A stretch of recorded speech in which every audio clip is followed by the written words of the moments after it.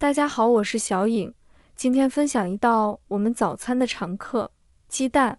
它的做法也好多，最常见的是水煮蛋，QQ 弹弹的。但是煮鸡蛋时看似简单，其实是有讲究的。很多人总是做不好，不是蛋壳容易破，就是煮老了，吃的时候非常影响口感。如果按照我这种做法，做出来的鸡蛋又嫩又滑，非常的让入味。超好吃！接下来跟着我的视频，一起来看一看具体怎么做的吧。首先，我们先准备6个常温的鸡蛋。其实，鸡蛋壳的颜色并不是因为鸡吃了什么颜色的食物，而是由鸡的品种决定的。蛋壳颜色从淡褐到深褐，营养成分是一样的。把它放入盆中。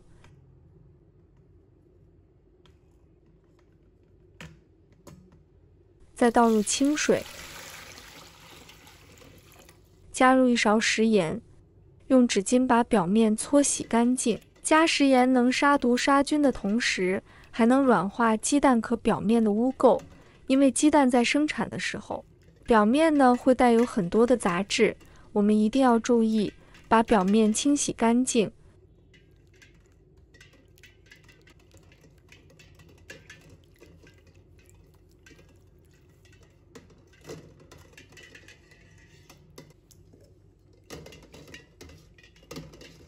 要多洗几遍，把它控水捞出，放入盘中备用。接下来我们准备起锅，倒入清水，把水煮开。煮开之后，把火先转小火，准备1碗清水，把它倒入锅中，让煮开的水降温。如果水是煮开，直接放入鸡蛋，它会很容易壳破开，蛋白也容易跑出来，那这样不止形状不好看，蛋的熟度也会影响到。可以用漏勺来放入常温鸡蛋，这样鸡蛋不容易撞到，也不会破开。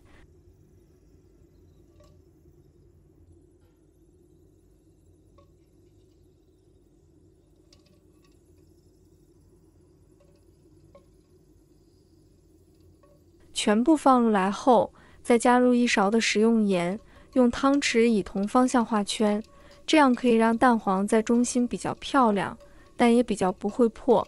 水煮鸡蛋不能冷水下锅，那样会导致鸡蛋在锅里煮的时间过长，会导致鸡蛋变韧变硬，这样就会影响口感。也不能水开下锅，水开下锅会导致蛋壳破裂，是煮出来的鸡蛋不完整。所以也加冷水，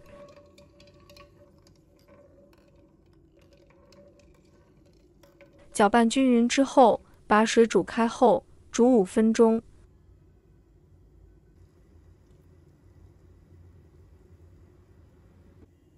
5分钟后关火再焖1分钟，把鸡蛋焖1分钟。最主要就是我们让它的蛋黄定型。接下来我们先准备1碗冰水。冰水多一点没关系，我们要让鸡蛋瞬间冰镇。现在打开盖子，每一颗都非常的漂亮，把鸡蛋控水捞出，放入冰水里面降温，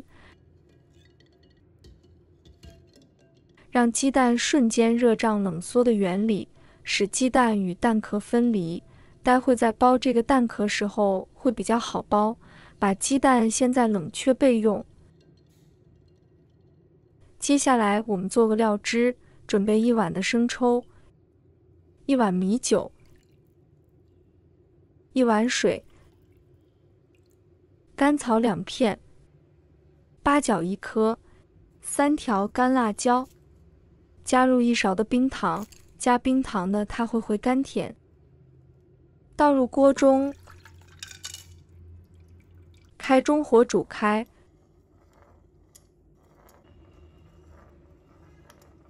煮开之后，让它煮个5分钟，它煮出来颜色，现在关上火，倒入碗中放凉备用。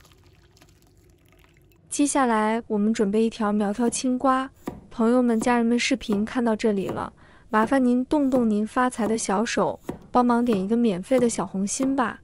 对您来说只是举手之劳，对小颖来说可以高兴睡不着觉。现在这个视频就辛苦你帮小颖点赞转发一下吧，非常感谢大家支持和鼓励。现在就把刚刚做好的这个水煮蛋把包一下，敲一敲，再揉一揉。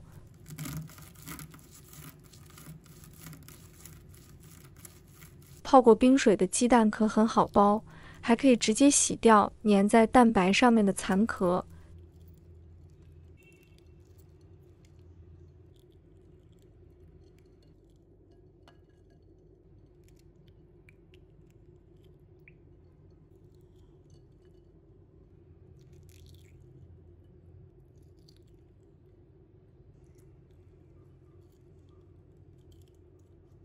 全部包好后，先放一旁备用。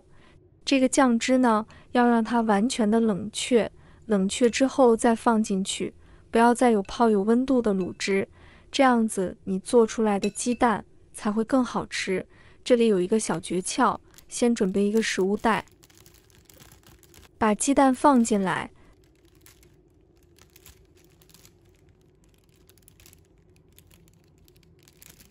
再把酱汁倒入来，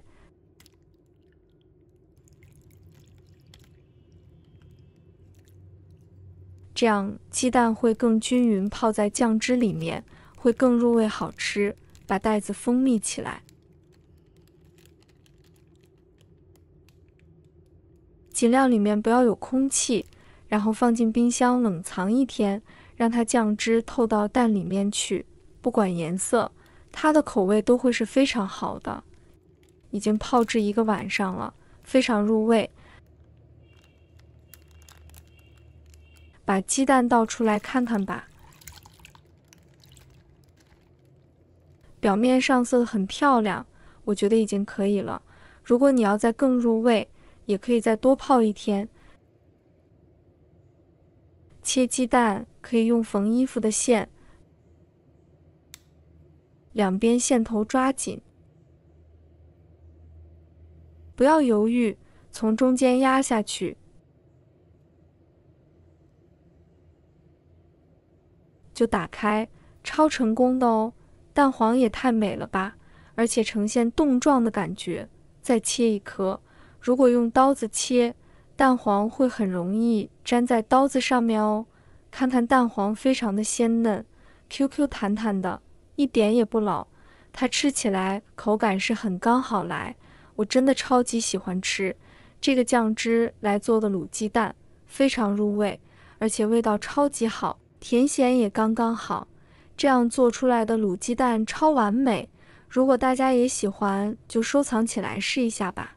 喜欢我的视频，记得点赞、关注、留言哦。点我头像，还可以看到更多简单的家常美食。我们下个视频再见吧。